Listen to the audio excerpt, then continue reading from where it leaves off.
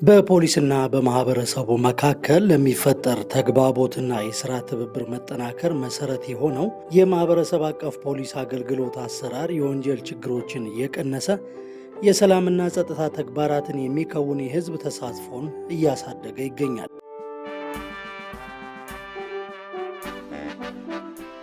ከፖሊስ አቅምና የሥራ ብልሃት ላይ ለሚታከል ህገወጥ አስተሳሰብና ተግባርን ለሚከላከል የማህበረሰብ አጋርነትንም ለሚጨምር ሂደት ምቹ መንገድ የቀየሰውን የማህበረሰብ አቀፍ ወንጀል መከላከል ክዋኔ በተመለከተም የዛሬው ዝግጅታችን የቡልጋ ከተማ አስተዳደር ፖሊስና ማህበረሰቡ ያላቸውን የሥራ ትብብር የሚያስቃኝ ይሆናል።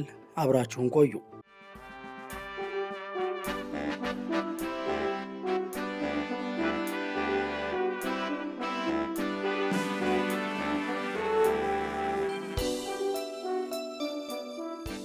በሰሜን ሸዋ ዞን ስር ከሚተዳደሩ ከተሞች መካከል በቅርቡ የከተማ አስተዳደር ማዕረግን ያገኘችው ቡልጋ ከተማ ከፖሊስ ተቋም የሚጠበቀው የሥራ ክዋኔ በምን መልኩ እየተበረከተላት እንደሚገኝ ላነሳነው ጥያቄ ተከታዩን ምላሽ አግኝተናል። ቡልጋ ከተማ አስተዳደር በፖሊስ ጽሕፈት ቤት የተቋቋመችው አሁን ነው። ከተቋቋመች ጊዜ ጀምሮ ግን በርካታ የጸጥታ ስራዎችን እየሰራ ያለ ከተማ አስተዳደር ነው።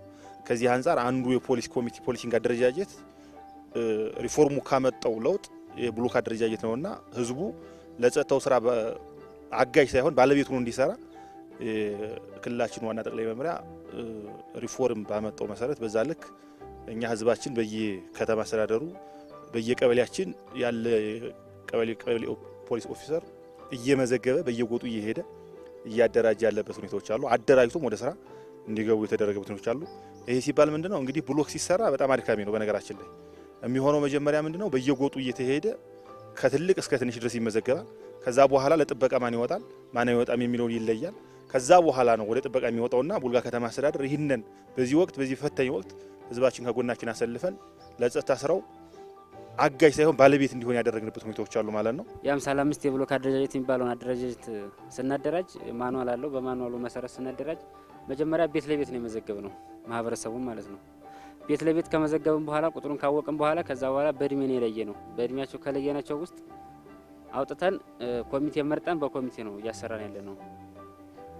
ለምሳሌ አንድ ብሎክ ውስጥ ከ25 ሰው ያላነሰ ከ50 ሰው ያልበለጠ ነው አንድ ብሎክ ሊባል የሚችለው እና አንደኛ ቀበሌ 4 ብሎክ አደራጅተናል። ሊደራጅ የሚችለው በማኑዋሉ መሰረት 4 ብሎክ አደራጅተን ከአራቱ ብሎክ ውስጥ ወደ 20 ኮሚቴ ያሉ እንደ ቀበሌ ማለት ነው አስፈጻሚ እንትን ስናስፈጽም ይህን ስናስፈጽም በቀበሌ ምክር ቤት አጸድቀናል።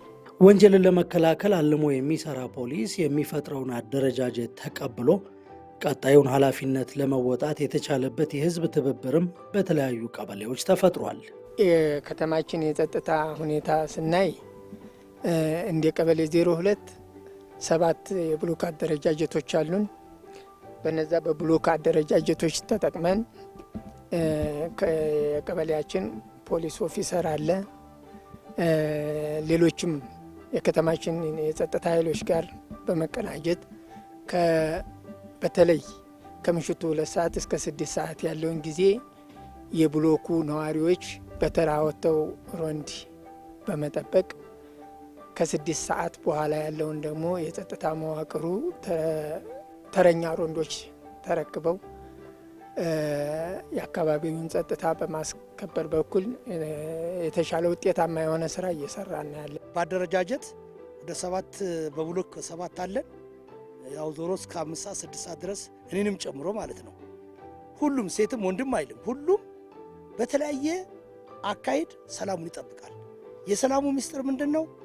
ዋንኛው ፖሊስ ብቻ ሳይሆን ዋንኛው የነዋሪው ሮንድ ላይ የሚዞረው ህብረተሰብ ብቻ ሳይሆን የቤተሰብ አኗኗር ትልቁ ሰላም። ቤተሰብ በተለያየ ቦታ ይውላል። የተለያየ ነገር ይዘው ይመጣሉ። ይዘው ሲመጡ ቤተሰብ ውስጥ በወሬ ደረጃ አካባቢን የሚረብሽ ነገር ካለ ከየት አመጣችሁት እንዴት መጣ የሚለውን ቶሎ ፈጥነን ለፖሊስ ጥቆማ እንሰጣለን። በከተማይቱ በአጠቃላይ በ3ቱም ቀበሌዎች የኛ አይነት የብሎክ አደረጃጀቶች አሉ።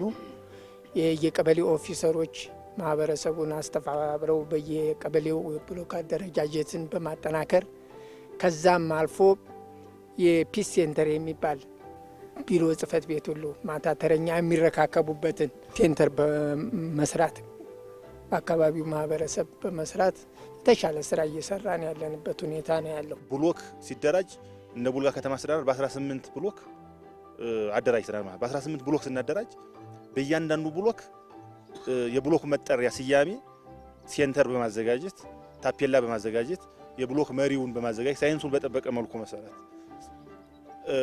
ታፔላው ላይ የፖሊስ አስተባባሪው ስልክ ቁጥር የቀጠና አስተባባሪው እዛ አካባቢ ያለ የብሎኩ የሚያስተባብር ሰው ስማቸውና ስልኩ በቀላሉ ባለጉዳይ ሲመጣ በቀላሉ እዚህ አካባቢ ችግር ደርሶብኛል እዚህ የደረሰብኝ ችግር ደግሞ እንዲህ አይነት ነው ብሎ እንዲያስረዳ በየሴንተሩ ታፔላ በመለጠፍና በማዘጋጀት የተሻለ ስራ እየሰራን ያለበት ሁኔታዎች አሉ ማለት ነው። ማህበረሰቡ ከፖሊስ ጋር እጅና ጓንት ሆኖ እየሰራ ያለበት ሁኔታ አለ። እንደ 01 ቀበሌም በ3 ቀጣና በ5 ብሎክ ተደራጅቶ ወደ 250 የሚጠጋ ማህበረሰብ ከጸጥታ ጎን ኃይሉ ባሻገር የአካባቢውን ሰላም የሚጠብቅበት ሁኔታ አለ። እንደተባለው ከምሽቱ 2 ሰዓት እስከ 6 ሰዓት ማህበረሰቡ እየወጣ የአካባቢውን ሰላም ሮንድ እየዞረ የሚጠብቅበት ሁኔታ አለ። ለህገ ወጥ እሳቤና ተግባሮች የማይመች ሂደት ከተፈጠረባቸው አሰራሮች መካከልም ባህላዊ የግጭት አፈታት ተግባራዊነት መረጋገጡ በርካታ ችግሮችን ያቃለለ መሆኑን ታውቋል። በባህላዊ የችግር አፈታት እያጠኑ እኛ ጎጥ ላይ ምን ችግር ነው የተፈጠረው? እነማን ናቸው የተጣሉት? በምንድን ነው የተጣሉት? በወሰን ነው? በገንዘብ ነው? ባሉባልታ ነው? ኤኒዌይ የሚጣሉበትን ነገር እየለዩ ችግሩን እየፈቱ ያለበት ሁኔታዎች አሉ ማለት ነው። በየጎጡ የግጭት አፈታት በሚል ሳይንሱ የሚለው ከ5 እስከ 7 ሰው ያልበለጠ ነው። ጸሐፊ ያለው ሰብሳቢ ያለው ከዚህ አንጻር አባልም አለው። ያንን እያደራጀን የተሻለ ስራ እየሰራን ግጭትን እያጠኑ ምናልባት ግድያ የሚፈጸመው ከትንሽ ግጭት ነው። በወሰን ይነሳል፣ በዛጃ በስድብ በማስፈራራት እዛ በኋላ ወደ ግድያ ይሄዳልና ያ ሳይሰፋ እንዲጠብ እያደረጉ በአካባቢ በባህሉ ሁኔታ እሴቱን እያጠናከሩና እያጠበቡ ያንን ችግር እየፈቱ ያለበት ሁኔታዎች አሉ። በዚህ መንገድ በመልኩ በደንብ እየተሰራና የአካባቢችን ሰላም በደንብ እየተጠበቀ ያለበት ሁኔታ ነው። እንደሚታወቀው በክልላችን አሁን በተፈጠረው ሁኔታ ካሉ ከተማ መስተዳድሮች አንጻራዊ ሰላም የሚገኝባት ከተማ ናት ቡልጋ ከተማ። ይሄም ደግሞ ያው ዝም ብሎ የመጣ አይደለም። የጸጥታ መዋቅሩም ጠንክሮ ሰላሙ ላይ በመስራቱ ያለው ጠቅላላ መዋቅር ከከተማ መስተዳድሩ ጀምሮ ማህበረሰቡም የሰላሙ አጋር እንዲሁም በማስተባበርና በዚህ መንገድ እየተሰራ ያለበት ሁኔታ ነው ያለው። በዚህ መሰረት አንድም ኮሽታ አይገባበትም። እዚህ ቡልጋ ውስጥ ከገባህ ያው ሰላም ፈጥረህ መኖር ነው እንጂ ኮሽታ ፈጥራለሁ ካልክ ወዲያውኑ እጅ ተፍንጅ ነው። እዚህ ጋር ታይቶ አይሄ እኔም እንዳለብኝ ወይ ምናምን የለም። ከቤተሰብ ብያለሁ። ቤተሰብ ከህፃን ልጆች ጀምሮ ዛሬ እንደዚህ አይነት ጥቁረ ለውጥ ሰው አይተናል፣ እንደዚህ አይነት ሰው አይተናል ተብሎ ወዲያው ይነገራል። እዛው ሮንድ ላይ እንዲህ አይነት በእኔ ቤተሰብ ካኮ እንደዚህ አይነት ነገር ቀን በዚህ ሰዓት አካባቢ ላይ እንደዚህ አይነት ጸጉረ ለውጥ ሰው አይተናል ይባላል። በዚህ ወደዛውኑ ተከታትሎ ለምን እንደመጣ ለስራ ከሆነ ያው እንደምታዩት ትልቅ ግዙፍ ያለባት ኢንቨስትመንት ከተማ ናት። ወደዛው ለፖሊስ ጥቆማ በመስጠት ሰላማችንን ያለምንም ኮሽታ እስካሁን ድረስ አለን።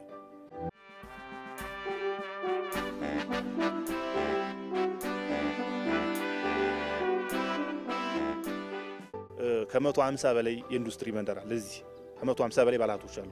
ይህ ባለሀብት የመጣው አንደኛ ለፌዴራል ከተማ ቅርብ በመሆኑ፣ ሁለተኛ ደግሞ ካለው ነባራዊ ሁኔታ እጅግ በጣም ሰላሙ የተሻለ ስለሆነ ያንን መርጦ የመጣ ስለሆነ ያንን እኛም ደከመኝ ሰለቸኝ ሳንል መስራት እንዳለብን አምነን በየድርጅቱ ያለ የጥበቃ ሰራተኞችን በየወሩ በመሰብሰብ ግንዛቤ በመፍጠር ምንም አይነት ችግር እንዳይፈጠር፣ ስርቆት እንዳይፈጸም፣ ስርቆት ኢቭን እንኳን ቢፈጸም የመረጃ ስራችንን በተገቢው አጠናክረን ለምርመራ አቅም በመሆን ማስቀጣት ያለብን ነገር እያስቀጣል በአርቲዲም እናስቀጣለን።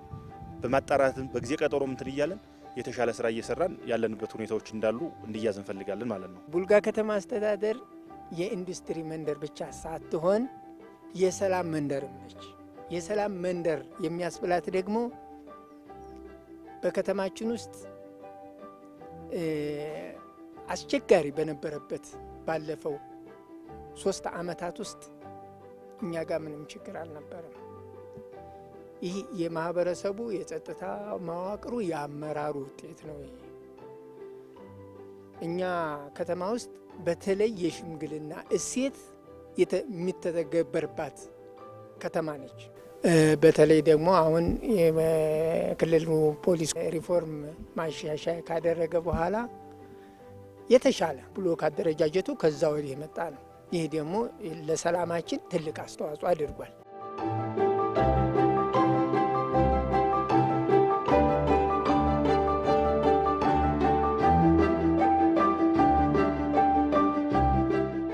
አሁን ባለሁበት እድሜ እስከምደርስ ድረስ የተለያዩ ነገሮችን አይቻለሁኝ። ከዛ አንጻር ስታይ ቡልጋ ላይ ያለውን እድል አላየውም። እኔም በቅርብ ከሌላ አካባቢ ነው ወደዚህ ከተማ ለመኖር እድል ያገኘሁትና የጸጥታ ፖሊስ ብቻ አይደለም፣ ጠቅላላ የጸጥታ መዋቅሩ በአስተዳደር በኩል ያለው የከተማ አስተዳደሩም ከማህበረሰባችን ጋር እጅና ጓንት ሆኖ ተመካክሮ የሚሰራበት ሂደት ነው ያለው። ይህ ነው ለሰላማችን አንዱ እድል የፈጠረልን። በችግራችን ውስጥ ቦታ አብረውናቸው፣ በደስታችንም አብረውና ያሉት እና የቤተሰብ አይነት አመሰራረት ስላለ ይህንን የሚወራውን አሉባልታ በር የሚከፍት እድል የለም። እዚህ ውስጥ ተመካክረን የምንኖርበት ስለሆነ የማንኛውም ችግር እኩል ነው የምንካፈለው።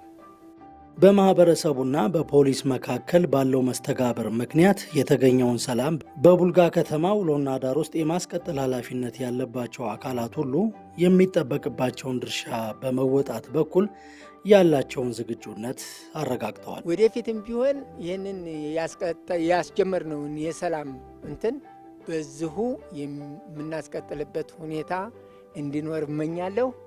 ከዚህ የበለጠ የፖሊስ ኃይሉም የከተማው ማስተዳደር፣ ሌሎችም የጸጥታ መዋቅሮች፣ የክልላችንን መንግስት ለቡልጋ የተለየ ትኩረት ሰጥቶ ልማታችንን የምናፋጥንበትን ሁኔታ እንዲኖር ሁላችንም በጋራ እንስራ። የተጀመረው እንቅስቃሴ ወደኋላ እንዳይመለስ ሁሉም አበክሮ መስራት እንዳለበት ይታመናል። የበለጠ አጠናክረን ወደኋላ የቀሩ ምናምን ካሉ እነሱንም ወደዚህ በጉጉት እየገቡ እየተጠናከሩ የአካባቢያችን ሰላም ማስቀጠል እንዳለብን አምናለሁ። ከዛ ባለፈ ፖሊሶቻችን ከማህበረሰቡ ጋር እጅና ጓንት ሆነው ነው እየሰሩ ያሉት። ይሄ ተጠናክሮ ይቀጥላል። ብዙ ችግሮች ተፈተዋል። ከአሁን በኋላ ምንም አይነት ችግር ይመጣል ብዬ አላስብም። ይቀጥላል ብዬ ነው የማምነው። ሁላችንም ለዚህ መጣራል እንዳለብን ይሰማኛል። ይህ ኃይል ሲወጣ የራሱ የሆነ ፒስ ሴንተር ተሰርቶለት በየማዕከሉ አቴንዳንስ ጭምር ተዘጋጅቶ በ5 ቡድን ተዋቅሮ በሳምንት አንድ ቀን እየወጣ 10 ሰው 15 ሰው እየወጣ አካባቢውን እንዲጠብቅ ይደረጋል ማለት ነው። ስለዚህ ከዛ ላይ የሚፈጠሩ ጥቃቅን ወንጀሎች እኒህ አምሽቶ መሄድ፣ መስከር፣ መረበሽ፣ ጥቃቅን ድብደባዎች፣ እኒህ መሰል ወንጀሎችን ህዝቡ ያስቀራል ማለት ነው። እኛ ከጸጥታ መዋቅሩ ጋር ከሰላም አስከባሪው ጋር ወቅቱ ያመጣውን ችግር በመረዳት ደፈጣ መያዝ ካለብን ደፈጣ እንይዛለን። ምሽግ መግባት ባለብን ሰዓት ምሽግ እየገባን ቡልጋ ከተማ አስተዳደር ምንም አይነት ችግር ያልተፈጠረባት አንዷ ቡልጋ ከተማ አስተዳደርችና እችነን ከህዝባችን ጋር ተቀናጅተን ፖሊሱም ደከመኝ ሰለቸኝ ሳይል የተሻለ ስራ እንሰራለን የሚል እምነት አለኝ። እየሰራን እንገኛለን ማለት ነው። ከዚህ የበለጠ አሁን የጀመርነው ኑሮንድ ከዚህ የበለጠ እነሱም ገብቷቸው እየወጡ ነው ያሉት። ከዚህ የበለጠ ተጠናክረን ምክንያቱም ከሰላም ነው የሚገኘው። እዚህ ከተማ ደግሞ የብሔር ብሔረሰቦች ከተማ ነው ብያቸዋለሁ። የውጭ ዜጎች አይኖች ይኖራሉ። ኦሮሞና አማራ አለ፣ በጣም በርካታ ብሔር አለና በብልሃት በጥበብ የሚመራ ከተማ ነው። እንደዚህ የማንነት የሆነ ነገር የሚደረግበትም ከተማ አይደለም። ምክንያቱም የተለያየ ዓላማ እንኳን ቢኖረው ተስማምቶ ሰላሙ የጋራ እስከሆነ ድረስ ሁሉም ሰው ስራ ሰርቶ ነው የሚኖረው። ስራ ሰርቶ ሲኖር ደግሞ በሰላም ስለሆነ ሊሰራ የሚችለው በሰላም ነው የሚኖረውና ህዝባችን ተረድቶናል፣ ተግባብተናል። በቃ አሁን እንዳልኩት ያለምንም ስጋት ያለምንም ፍርሃት ነው በሰላም ወጥቶ እየገባና ስራውን እየሰራ ያለውና ቀጣይም ቢሆን ከዚህ የበለጠ ተጠናክረን ሰርተን ይህን ሰላሙና ቅድም ጓዶች እንዳሉት በቃ ለሌሎች ከተማ አስተዳደሮች ተሞክሮ እንዲሆን እንፈልጋለን። ከተማችን ከዚህ የበለጠ ስራ እንሰራለን ብዬ አስባለሁ።